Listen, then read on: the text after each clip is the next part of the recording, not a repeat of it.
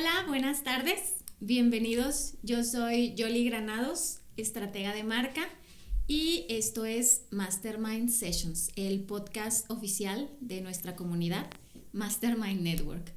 Y hoy pues estamos muy felices porque tenemos un invitadazo, el compañero y el de Mastermind, el aliado y el socio, Alan Nofrieta, que es pues de verdad un experto en blindaje corporativo. Alan es abogado corporativo y pues es el que te resuelve y te blinda todos tus temas de registro de marca, contratos, los temas de contratos para inversiones, para startups, ahora sí que todos los temas sensibles para proteger tu empresa y tu marca. La solución y la respuesta no puede ser otra más que Alan Nofrieta. Bienvenido. Muchas gracias, Yoli, un saludo y obviamente un abrazo a la distancia a todos los miembros del equipo de Mastermind. Bueno, Alan, me da mucho gusto que estés aquí y pues por supuesto que vamos a entrar en el tema de lo que tú eres experto, pero pues antes que nada me gustaría que pues nos platiques un poquito de ti. O sea, ahora sí que como persona, ¿quién es Alan? Platícanos. Bueno, pues ¿quién es Alan? Primeramente, pues soy un apasionado en lo que hago.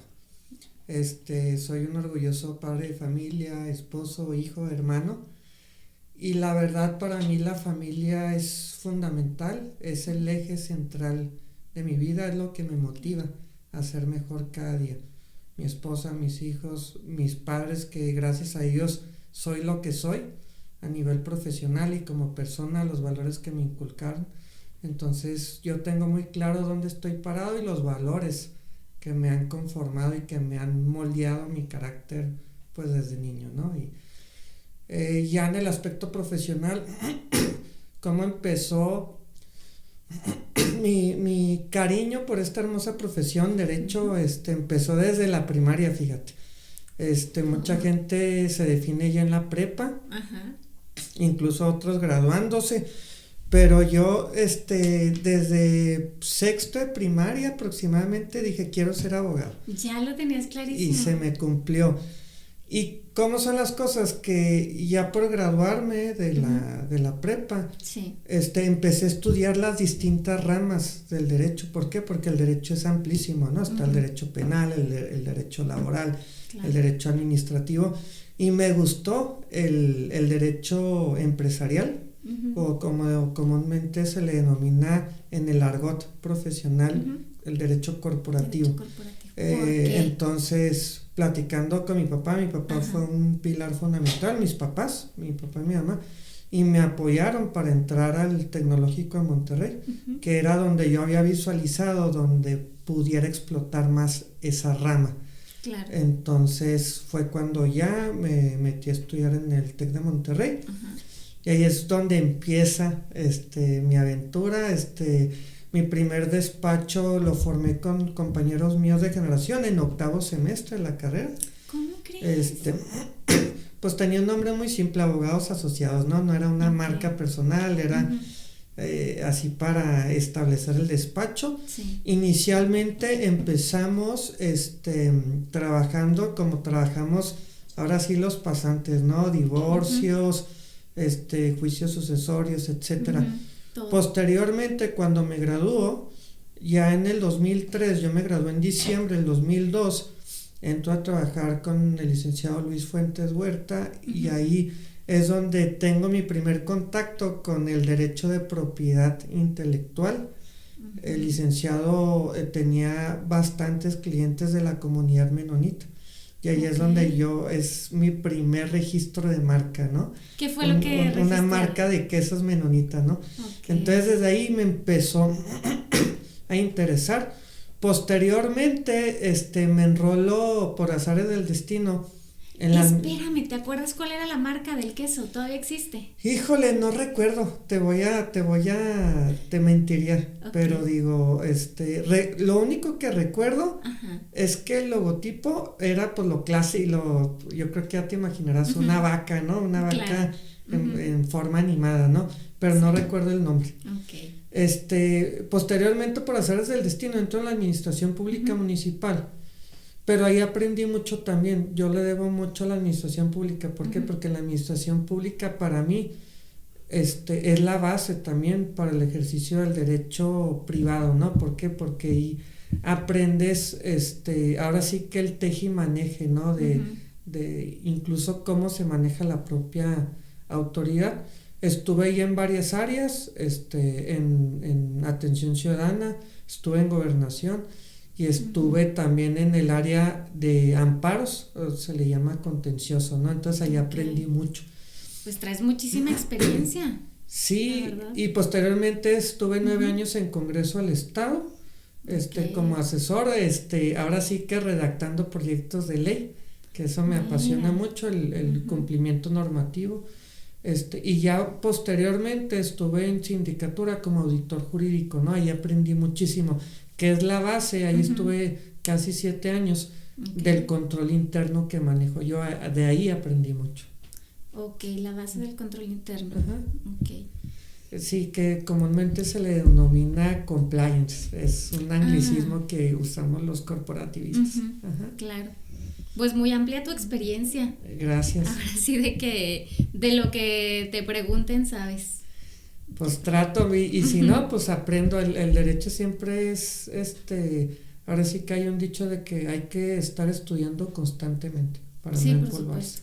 Sí, claro, y además de que van haciendo muchas, lo poco que yo puedo saber de ley, o sea, van haciendo muchas actualizaciones. Así es. Tienes que estarte subiendo al barco, ¿no? Constantemente. Sí, el derecho está en constante movimiento.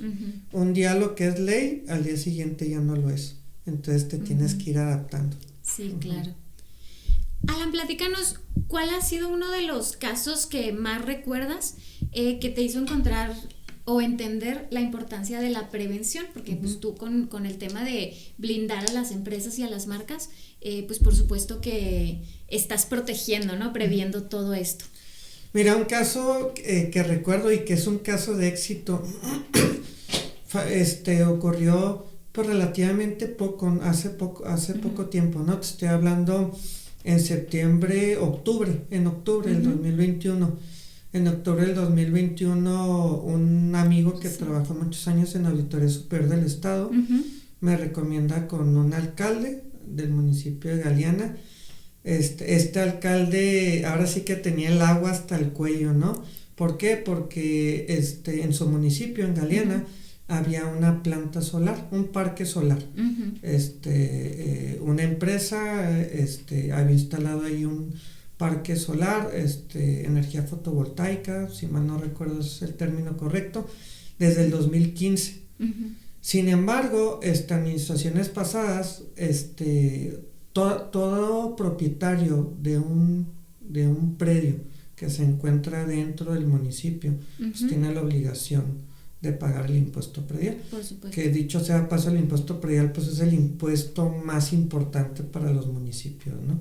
Entonces, esta empresa, en administraciones pasadas desconozco por cuál fue el motivo, pero haz de cuenta que pagaba una cantidad simbólica. ¿A qué me refiero simbólica? 200, 300 pesos. Cuando llega el alcalde, el que me llama, él hace un cálculo, se asesora con el catastro estatal y le dice, no, ¿sabes qué? Es que de acuerdo a las proyecciones y a la ley de catastro del estado de Chihuahua, tú debes de cobrar tanto, ¿no? Estoy hablando que sí era por impuesto predial y por la inversión. La inversión inicial que tenía esa empresa en el 2015 era alrededor de 15, 16 millones de dólares, ¿no? Entonces le correspondía pagar alrededor de 1.500.000, 2 millones de pesos por impuesto predial. Obviamente el alcalde, pues, él quitaba la pena, y está en todo su derecho. Claro. Pues les empezó a cobrar lo que es. Claro que la empresa hizo el pago, pero se ampara, dice, como, oye, espérame, pues si antes pagaba tanta cantidad. Sí. Sí, es que entonces el punto es de que, para no hacerte el cuento largo, no se defendió bien el municipio, incluso se fue en rebeldía. ¿Rebeldía qué significa? Que cuando te notifican de una demanda, tú no contestas, entonces se puede decir que te vas en rebeldía, ¿no? O sea, es un estado de indefensión, a veces por una negligencia propia del defendido, ¿no? Entonces, me habla y me dice, oye, Eli, échame la mano, pues ya vamos a negociar, estoy con el agua al cuello. Sí. Yo hablé con varios amigos, incluso jueces, me decían, no, ¿sabes qué, Eli? Que es muy difícil que lo ganes porque en realidad lo que hemos visto en otros municipios, incluyendo Chihuahua, la corte siempre tiende, o los tribunales federales tienden a favorecer pues al particular, ¿no? Claro. Entonces yo le dije al alcalde, mire, yo no le prometo que vamos a ganar, lo único que le prometo es que le voy a echar todos los kilos, todas las ganas para sacar adelante, pero sí le digo, la verdad es que la tenemos muy cuesta arriba. Y tenemos un 70% de perderlo. Okay. ¿Le entra o no le entra? Y me dice, le entramos. Entonces el apoyo de él pues fue fundamental. Pues, para no hacerte el cuento largo, enfrentamos el asunto. Ellos ya se creen ganados, incluso llegaron unos abogados de México para exigirle a la autoridad municipal que ya les pagara, casi tronándole los dedos, ¿no? Sí. Y aún así nosotros nos defendimos, incluso nos fuimos a un juicio paralelo al Tribunal de Justicia Administrativa del Estado, el TEJA, por un tema fiscal. Pues en ambos casos salimos avantes. Yo te puedo decir ahora que el municipio ya recibe pago del impuesto predial como es, y aparte o sea, por el millón y 2 millones están pagados aproximadamente, y aparte hicieron un convenio de infraestructura social con la empresa, en donde se apoya con infraestructura social. Entonces, ese fue un caso de éxito, y me ayudó mucho el conocimiento que yo adquirí estando en municipio, sí, claro. Porque no cualquier abogado maneja el tema de la ley de disciplina financiera, la ley de catastro, entonces eso me ayudó muchísimo. ¿Qué es lo que aprendí en el tema de prevención? Y fue lo que yo le dije al alcalde en su momento. Hay que tener mucho cuidado, ¿por qué? Porque precisamente ellos se ampararon y les concedieron el amparo en un inicio. ¿Por qué? Porque el cobro estaba mal planteado, legalmente no estaba bien sustentado. Entonces eso es fundamental. Afortunadamente ya ahorita se definen las tablas de valores, está bien fundamentado el cobro, entonces ya no hay ningún problema en ese sentido. ¿Qué fue? Dices, lo ganamos propiamente, yo lo considero una victoria, no es que se haya ganado, sino que yo lo que hice es una estrategia dilatoria.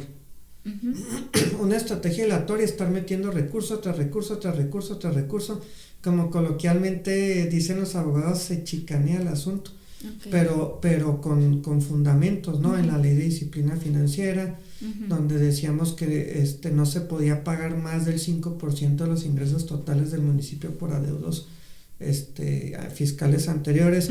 Eso se lo hice ver al juez, entonces lo valoraron. ¿Qué fue lo que hizo la empresa? La empresa, al ver que del 2021 al 2024 inicios pues no había cristalizado nada, decidió negociar con nosotros. Claro. Obviamente hubo una condonación de recargos, que eso sí lo puede hacer el municipio, sí. Y llegamos a ese acuerdo de que, sabes que no te estamos cobrando nada indebido, y ya llegamos a un acuerdo. Claro que la voluntad de ellos pues fue fundamental, ¿no? Entonces ese es, para mí, pues es un caso de éxito, y es un caso en donde yo le hice ver al municipio lo esencial de la prevención, ¿sí? Claro. Y cómo se traduce ahí la prevención, es precisamente desde el diseño del cobro o de la base del cobro, que va a servir para, ahora sí, valga la redundancia, cobrar tu impuesto predial, ¿no? Y establecerlo en las tablas de valores, ¿no? Los valores unitarios de suelo y construcción. Entonces, eso es prevención. Y eso es la base precisamente para evitar, en la medida de lo posible, una contingencia legal. Yo les digo, la persona que te quiere demandar o que quiere pelear lo va a hacer, pero es muy diferente a que si lo hace tú no estando prevenido a cuando estás prevenido, porque estando prevenido ya tienes los argumentos jurídicos para tener un 80, incluso un 90%, por no decir el 100%, de que ganes el juicio. O llegar a un acuerdo que beneficie a ambas partes. Y es que eso, bueno, en este caso fue municipio contra un particular a final de cuentas, y pues llegaron, gracias a ti, a un acuerdo, ¿no? Que fue de beneficio para ambos. Sin embargo, yo creo que nosotros como emprendedores, cualquier persona que tiene negocio, a final de cuentas vas improvisando con muchas cosas. Entonces, esto que dices, desde cómo defines un cobro, cómo defines un concepto, y muchas situaciones que no le vemos nosotros un futuro legal, vale la pena que tengan una revisión legal para que estemos nosotros conscientes de que no estamos adquiriendo algún riesgo. Está un bichito. Sí. Muy bien.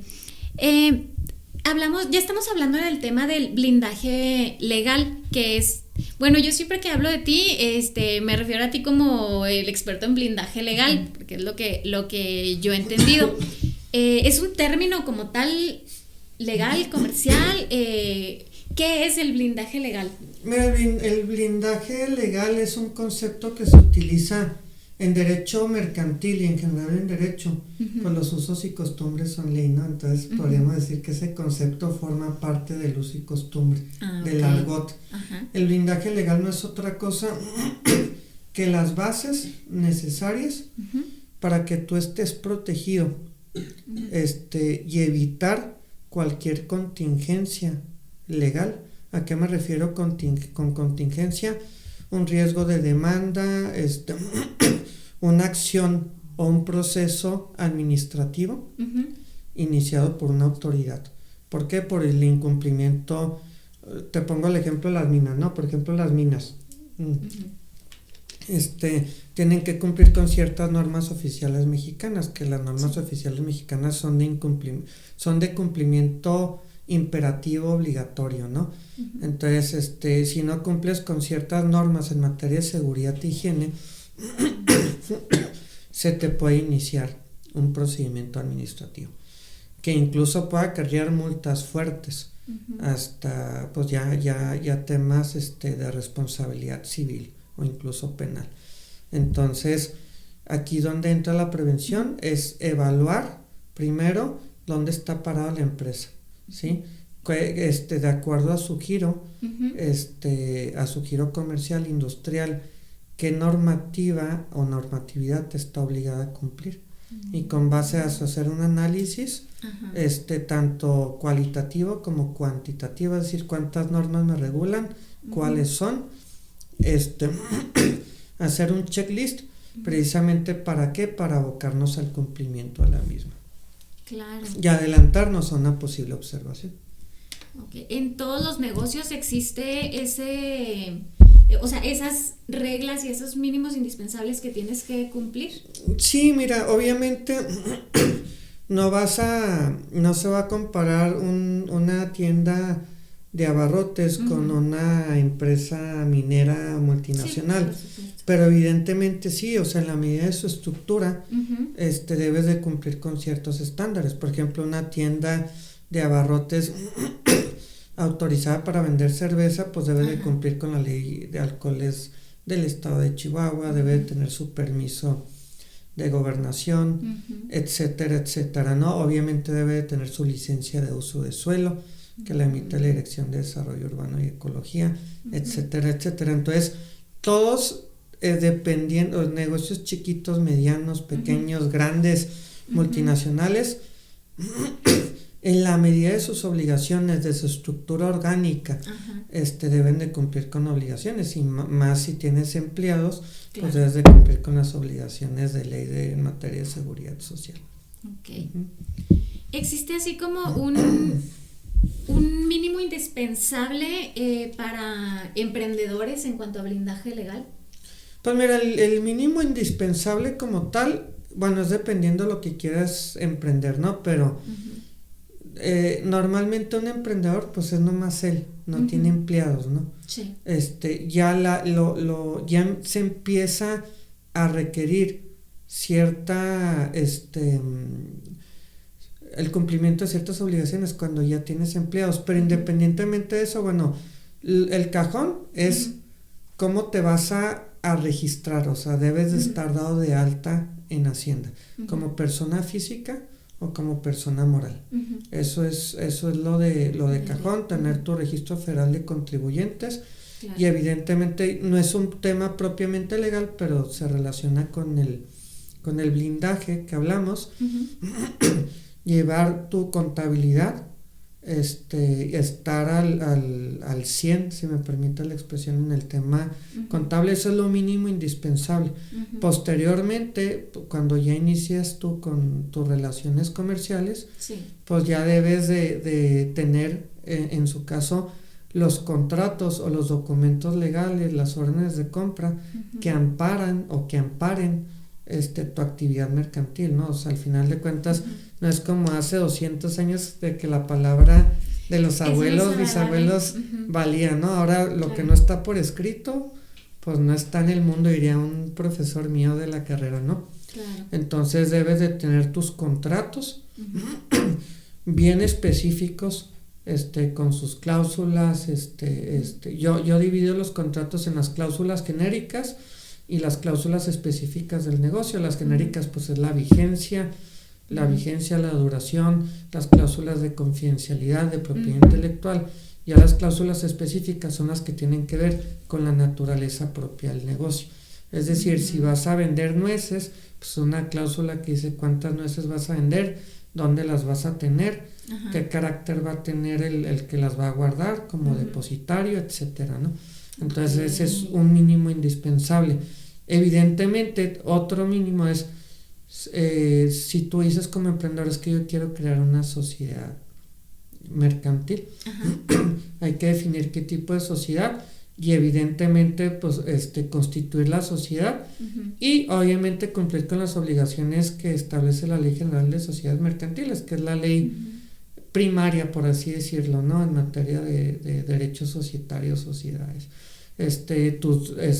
Un libro de accionistas donde se acredite la calidad de accionista o de socio. Un libro de actas de asamblea, contar con tus actas de asamblea. Eso ya es lo mínimo indispensable cuando ya te decidas constituirte como una persona moral. Ok. No, pues sí, son bastantes pasos que la mayoría de los simples mortales no nos pasan ni por la cabeza. Oye, aprovechando que te tengo aquí, en el servicio de consultoría, bueno, que uno, yo estoy trabajando con esto y como comentas, hay una parte de confidencialidad donde el cliente comparte contigo pues información privada de su negocio y también de su, pues de su operación. En ese caso, ¿se hace un contrato con cada cliente o cómo se maneja eso? Mira, tú tienes dos opciones. De hecho, por ejemplo, en Estados Unidos, donde me ha tocado también intervenir en negocios, ellos normalmente le llaman el acuerdo de confidencialidad, ellos lo manejan aparte. Aquí en México, por practicidad, normalmente yo he visto que se maneja una cláusula especial dentro del contrato, pero dependiendo la importancia lo puedes manejar en un acuerdo aparte o dentro del mismo contrato en una cláusula específica. ¿Y qué se entiende por acuerdo de confidencialidad o cláusula? Es la cláusula que regula toda transmisión de información que tiene el carácter de confidencial, ¿sí? Es decir, que no ha sido de conocimiento público y que es toda aquella información técnica, administrativa, financiera que puede causarte un daño o un perjuicio a tus intereses comerciales. Claro. O la pérdida de una ventaja competitiva, que en ese caso sería un secreto industrial. Claro. Entonces, la cláusula de confidencialidad o el acuerdo regula o establece las bases mínimas a través de las cuales tú como parte receptora debes resguardar la información que te estoy pasando yo, ¿no? Que incluso esto es bien importante porque a veces no lo mencionamos, puede atraer una responsabilidad penal porque el secreto industrial está regulado por la Ley Federal de Protección industrial, de la propiedad industrial, perdón, y ahí viene un delito especial, se le llama delito especial porque no viene en el Código Penal Federal, viene en una ley especial, ¿no? La revelación de un secreto industrial, que incluso en el Código Penal viene como revelación de secretos, ¿no? Entonces, es muy importante, sobre todo nosotros o los que actúan como parte receptora, tenerlo en mente, precisamente para evitar contingencias de cualquier tipo. Por ejemplo, yo yo ya en consultoría privada, Sí. bueno, pero yo sé que somos... Aprovecha. Sí, claro. Pero por ejemplo, yo estoy ya manejando en mi formato de preguntas al inicio, esta parte, porque pues la IA nos echó la mano, ¿verdad? Pero pues la IA no tiene la experiencia que tiene un Alan Ofrieta, entonces, como un aviso de confidencialidad, ¿no? O sea, nada más como declarando que la información que compartes conmigo, pues es confidencial, etc, etc. Y le pongo un checkbox ahí de que aceptas o no aceptas. ¿Eso cuenta para algo legal o es como mi compromiso personal hacia ellos? Sí, no, o sea, de un lado, o sea, sí cuenta, pero sí quiero diferenciar, porque lo que me acaba de decir me sonó más bien a un aviso de privacidad, que el aviso de privacidad tiende a proteger los datos personales en posesión de particulares. Ahí es donde tú se lo pones a disposición, es el aviso simplificado, y el aviso extenso pues ya se lo pones a disposición en las oficinas, ¿no? Eso aplica más, como dices tú, para la protección de datos personales. De datos, pero no para la confidencialidad. La confidencialidad yo siempre recomiendo que obren un contrato como cláusula especial donde se determinen los derechos y obligaciones y que se define qué es lo que es la información confidencial y qué no es, ¿verdad? Claro. Que no es información confidencial. Cuando tú como parte que transmites lo diste a conocer al público, ahí yo ya no tengo responsabilidad alguna. O cuando la autoridad jurisdiccional competente, un juez, me lo solicita, ¿no? Entonces yo recomiendo que sí obren en un acuerdo independiente o dentro de una cláusula que se defina muy bien. Mira, pues ya salió chamba porque necesito tu ayuda. Todos, de verdad, de que todos tenemos algo que proteger contigo, o sea, el blindaje legal. Bueno, yo hice mi tarea de preguntas porque, pues yo qué voy a saber de derecho, ¿verdad? Los 3 elementos básicos de protección que cualquier emprendedor debería tener desde el día 1 son de los que ya nos comentaste. Sí, pues mira, básicamente, ¿cuál es? Pues obviamente estar al corriente en tu situación fiscal, eso es fundamental.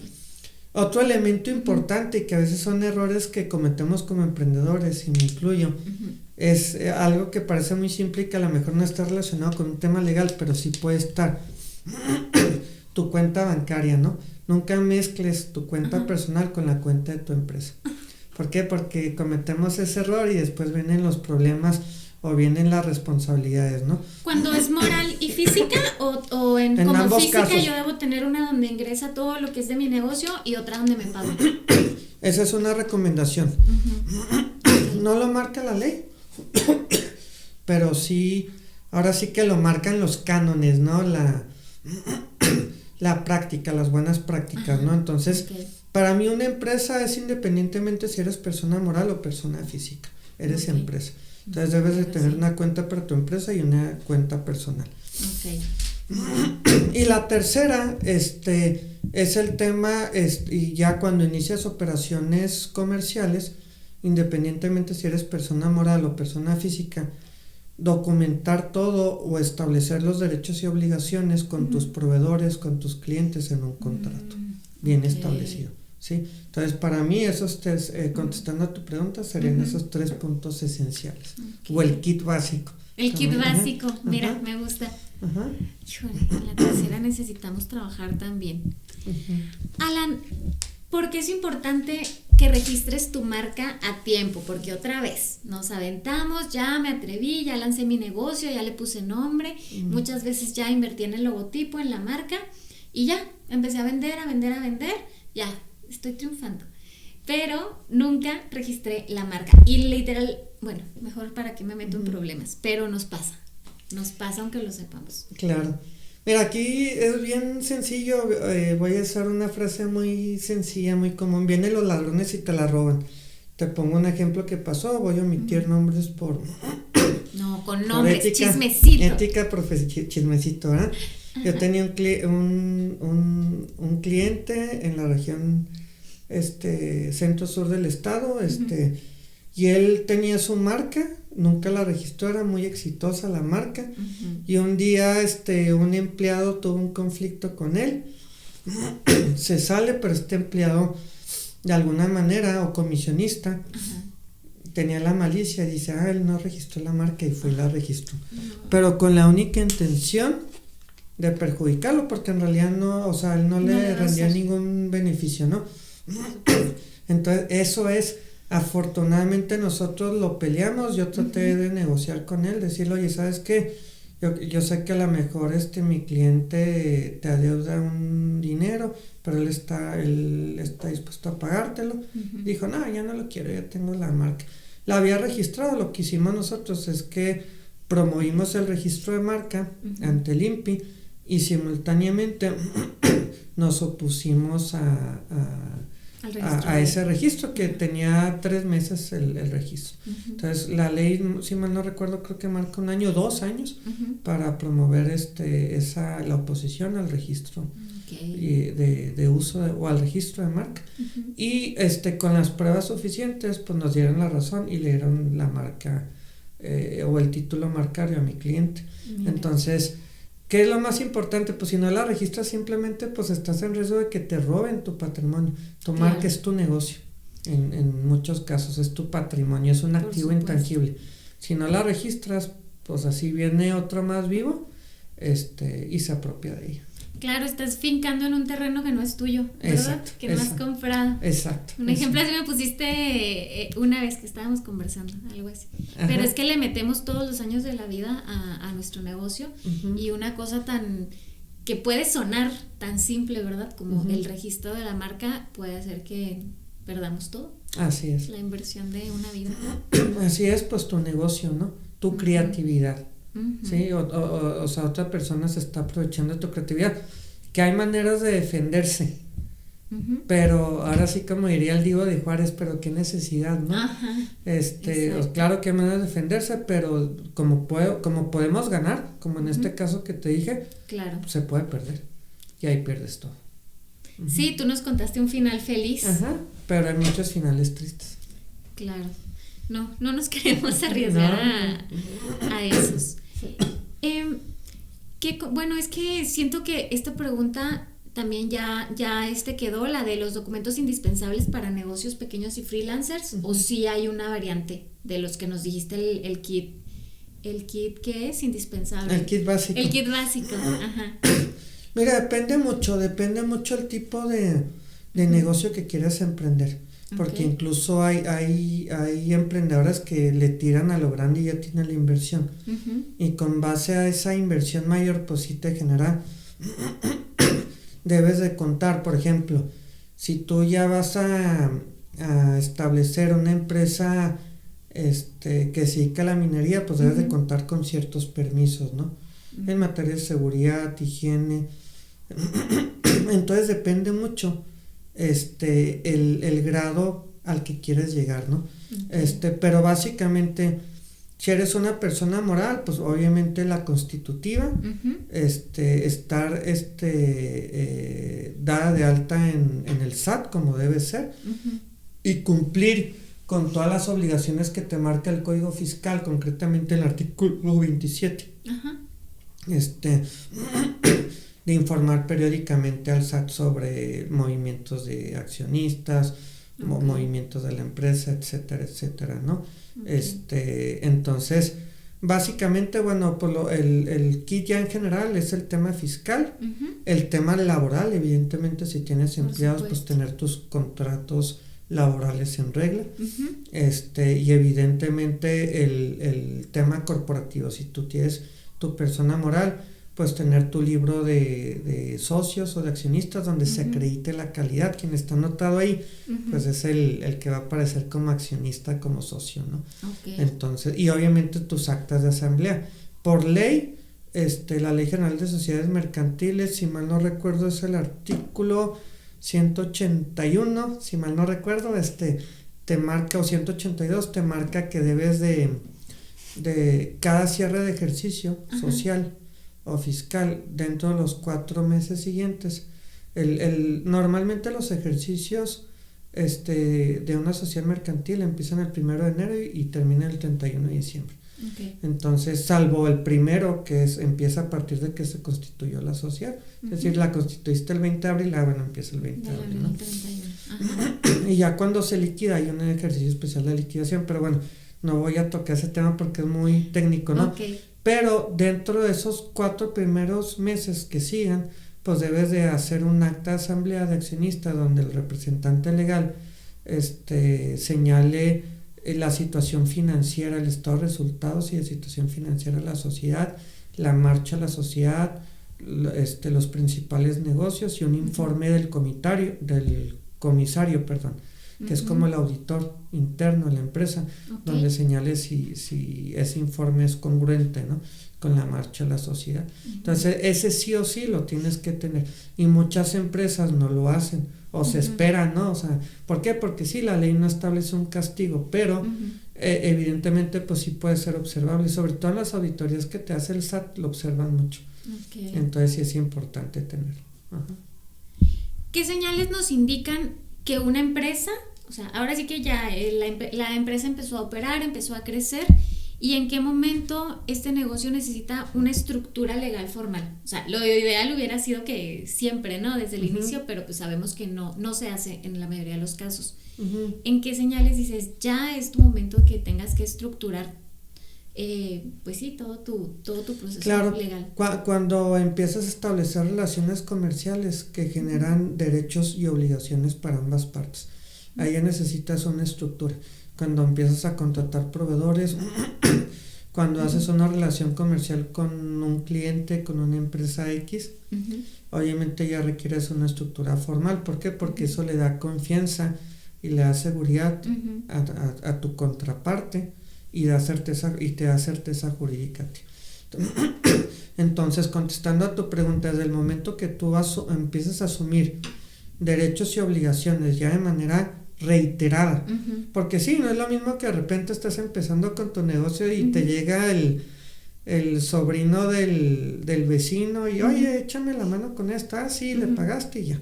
Claro. Pero ya cuando es de manera reiterada y continua, ahí es cuando ya requieres una estructura formal, y no necesariamente la constitución de una sociedad, sino más bien ya estar dado de alta en Hacienda, tener tu cuenta empresarial, facturar como persona física en su caso, ¿no? Entonces, claro, sí es importante eso. Ok, mantener todo eso en orden. Alan, ¿qué beneficios trae el tener los reglamentos? Porque pues también reglamentos internos son parte de toda esta estructura legal. Los contratos bien hechos, los protocolos claros, ¿es también parte de la estructura legal? Claro, y es lo que le llamábamos nosotros el compliance. Okay. O el yo le llamo mucho el control interno, que prácticamente para mí es lo mismo, ¿no?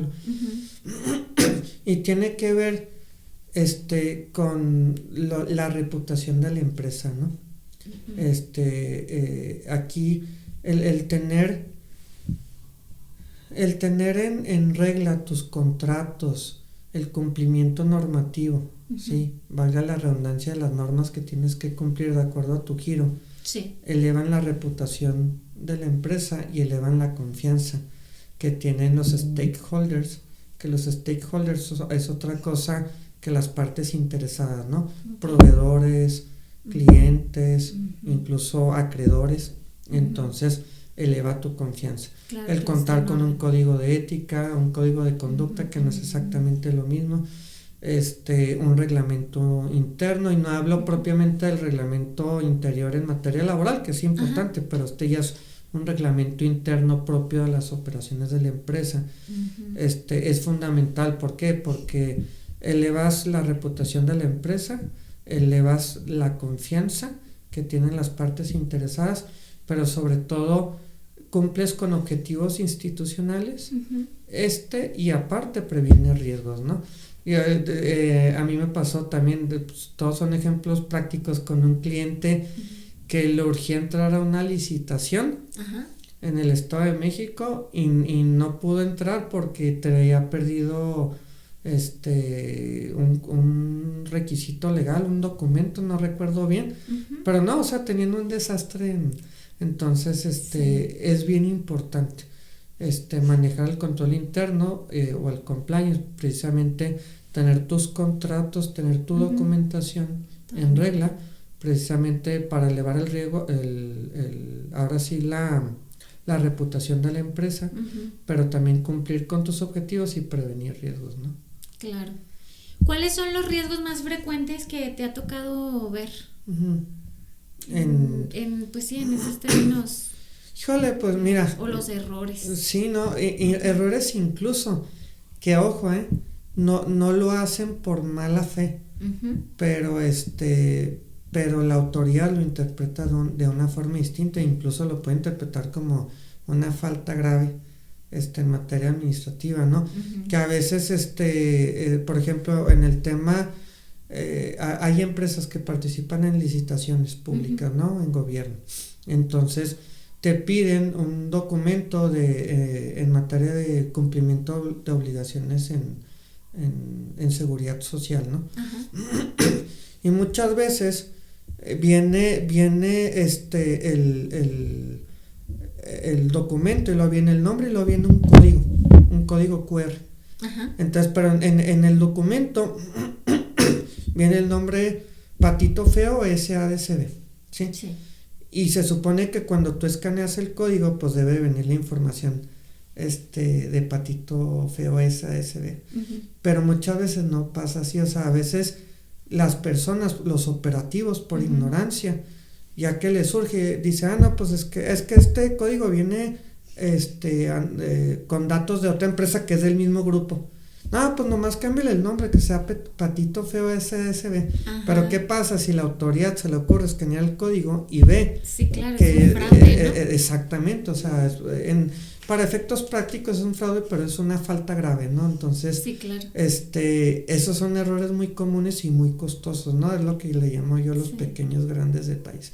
Entonces hay que tener mucho cuidado qué le vamos a presentar a la autoridad y revisar hasta 4, 5, 6 las veces que sean necesarias. Y pues por alguien capacitado, ¿verdad? Porque en este tema de la IA y la practicidad y el no tener conciencia de lo que nos metemos, porque me ha pasado, me voy a descargar un contrato del internet para todo, o sea, laboral con un proveedor, y eso sí hacemos, ¿verdad? Pero no, le voy a pedir a ChatGPT ¿qué va a saber? A veces nos arroja yo sí me peleo mucho porque nos arrojan hasta errores ortográficos. ¿Qué se va a saber de la ley? Sí, a mí me decían, por ejemplo, hablando con un buen amigo, precisamente Mastermind, me decía que ChatGPT fue diseñado con un 76% de probabilidad de éxito, y Gemini de Google creo que con un 90-95. Ok, dato interesante. Entonces, sí, yo a propósito a ChatGPT, yo más bien lo uso para corrección o que me apoye en temas de texto, pero nunca porque la inteligencia artificial nunca va a sustituir la inteligencia humana. Eso. Por más que nos lo quieran vender, al menos hasta ahorita, ¿no?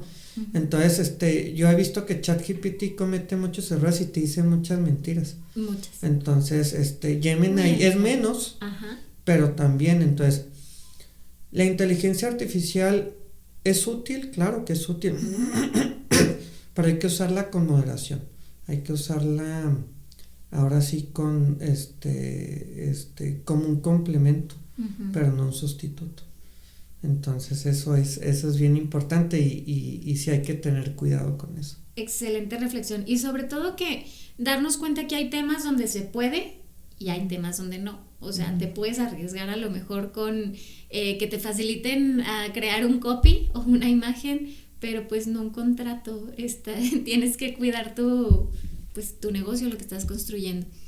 Tú, Alan, te especializas en marcas, propiedad intelectual, modelos de negocio y hasta tú sabes cómo preparar una empresa que está lista para franquiciar. Sí, obviamente mucha gente quiere empezar con franquicias, digo, porque pues sí es un tema muy, muy atractivo.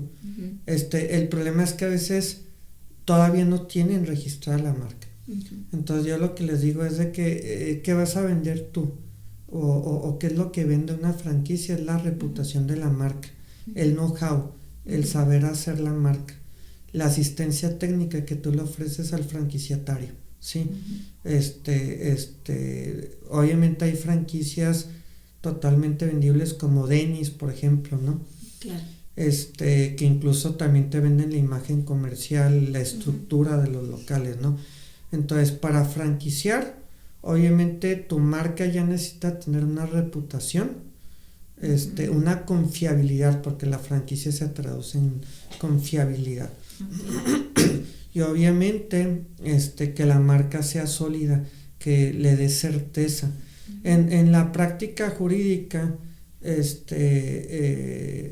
la franquicia maneja una serie de requisitos que comúnmente se le denomina como COF. No, legalmente no viene tal en el reglamento de la ley de la federal de propiedad industrial, sí, pero el COF es la circular de oferta de franquicia, que no es otra cosa que ciertos requisitos que debes de cumplir precisamente para darle esa certeza al franquiciatario, a la persona que va a explotar la franquicia. Entonces, en pocas palabras, tienes que tener tu marca y tu marca debe ser lo suficientemente sólida.